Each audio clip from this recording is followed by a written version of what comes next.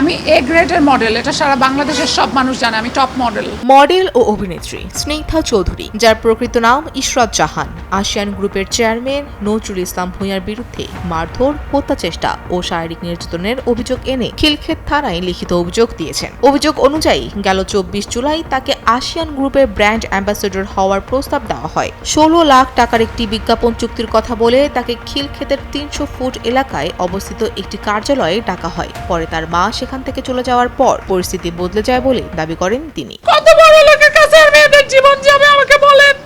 আমি গোসল করতে পারতেছি না, ব্যথায় পানি লাগতেছে, আমি ব্যথায় গোসল করতে পারতেছি না। আমি যদি কোনো কারণে মারা যাই, এই আসিয়ান নজরুলের আসিয়ান আপনারা বিচার করবেন, ওকে নাকি কোনো টাকা দিয়ে কেউ ধরতে পারে না। স্নিগ্ধার অভিযোগ, নজরুল ইসলাম ভূঁইয়া তাকে অন্য এক নারী ভেবে 1.5 কোটি টাকা আত্মসাতের অভিযোগ তোলে। বিষয়টি ব্যাখ্যা করার চেষ্টা করলে তাকে ভয় ভীতি দেখানো হয়। এক পর্যায়ে শর্ট গান দেখিয়ে গুলি করার হুমকি দেওয়া হয় এবং হাত পা বেঁধে শারীরিক নির্যাতন চালানো হয় বলেও অভিযোগ উল্লেখ করেন তিনি। রশি দিয়ে 2 পা বাঁধলো আমার। আমি ওই রুমের মধ্যে একা, একটা মানুষ নাই, তার যত লোকজন আছে সবাইকে সে বের করে দিছে, দিয়ে আমার হাত বাঁধছে, আমার পা বাঁধছে, আমার ফোন দূরে ছুঁড়ে মারছে, মেরে আমার গলা চিপে ধরছে। এভাবে গলা চিপে ধরে আমাকে বলতেছে, বল আমাকে কেন ঘুরাইছিস?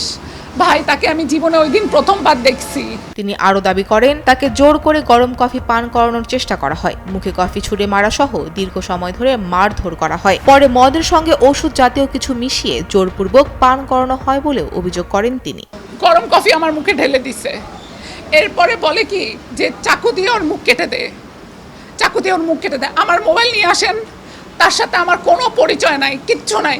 আমি কোনোদিনও হুইস্কি খাই নাই, আমাকে হুইস্কির মধ্যে সাদা একটা পাউডার মিশাই দিছে, দিয়ে ছেড়ে দিছে যাতে আমি সব ভুলে যাই। অভিযোগ অনুযায়ী প্রায় 2 ঘন্টা নির্যাতনের পর সুযোগ পেয়ে রাত 11:30টার দিকে ভবনের বারান্দা থেকে লাফিয়ে পালিয়ে বাসায় ফেরেন তিনি। পরদিন চিকিৎসা নেওয়ার পর স্বজনদের সঙ্গে আলোচনা করে থানায় অভিযোগ দায়ের করেন। আমি দোতলা থেকে লাফ দিছি, লাফ দিয়ে আমি একটা খাদের মধ্যে পড়ছি, আমার পা কেটে গেছে। আমি 300 ফিটে গেছি, আমার ফ্রেন্ড আমাকে বাসায় নিয়ে গেছে। তবে এই অভিযোগের বিষয়ে নজরুল ইসলাম ভূঁইয়া বা আসিয়ান গ্রুপের পক্ষ থেকে তাৎক্ষণিক কোনো বক্তব্য পাওয়া যায়নি।